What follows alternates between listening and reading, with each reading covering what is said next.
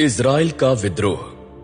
प्रभु की स्तुति करो, प्रभु की सराहना करो, क्योंकि वह भला है, क्योंकि उसकी करुणा सदा बनी रहती है। कौन प्रभु के कार्यों का वर्णन कर सकता है? कौन उसका पूर्ण गुणगान सुना सकता है? धन्य हैं वे जो न्याय पर चलते हैं, जो हर समय धार्मिक कार्य करते हैं। हे प्रभु, जब तू अपने निज लोगों पर कृपा करेगा, तब मुझे भी स्मरण करना।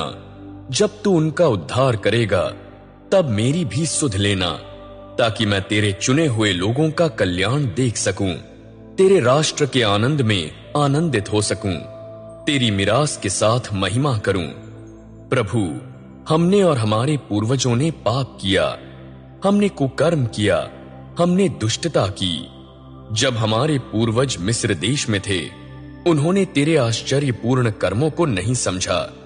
उन्होंने तेरी अपार करुणा को स्मरण नहीं किया, वरन सागर पर, लाल सागर पर विद्रोह किया। फिर भी प्रभु, तूने अपने नाम के लिए उन्हें बचाया, ताकि उन पर अपना सामर्थ्य प्रकट करे। प्रभु, तूने लाल सागर को डांटा और वह सूख गया। तू उन्हें गहरे सागर से निकाल लाया, मानो सागर शुष्क प्रदेश हो। इस प्रकार तूने उनके बैरियों से उन्हें बचाया, शत्रु के हाथ से उन्हें मुक्त किया। जल ने उनके शत्रुओं को डुबो दिया, उनमें एक भी शेष न रहा। तब उन्होंने प्रभु के वचनों पर विश्वास किया और वे स्तुतिगान गाने लगे। पर वे शीघ्र ही प्रभु के कार्यों को भूल गए, वे उसके परमार्श के लिए नहीं ठहरे। उन्होंने निर्जन प्रदेश में उदर पूर्ति की कामना की और उजाड़ खंड में परमेश्वर की परीक्षा ली।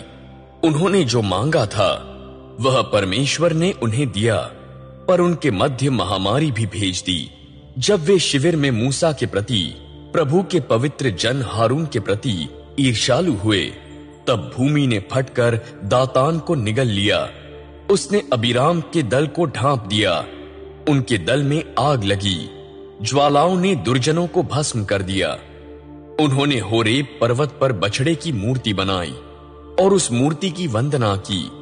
यूं उन्हें परमेश्वर की महिमा को घास चरने वाले बैल की मूर्ति के लिए बदल डाला। वे अपने रक्षक परमेश्वर को भूल गए, जिसने मिस्र देश में महान कार्य किए थे, जिसने हाम की धरती पर आश्चर्यपूर्ण कर्म और लाल सागर पर आतंकपूर्ण कार्य किए थे। अतः प्रभु ने कहा कि वह उन्हें मार डालता। यदि प्रभु का मनोनीत मूसा उसके सम्मुख खड़ा न होता और उसका कोप लौटा न देता, निसंदेह प्रभु उन्हें नष्ट कर देता।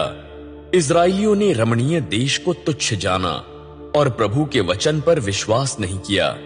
वे अपने तंबुओं में कुड़कुड़ाते रहे, उन्होंने प्रभु की वाणी नहीं सुनी।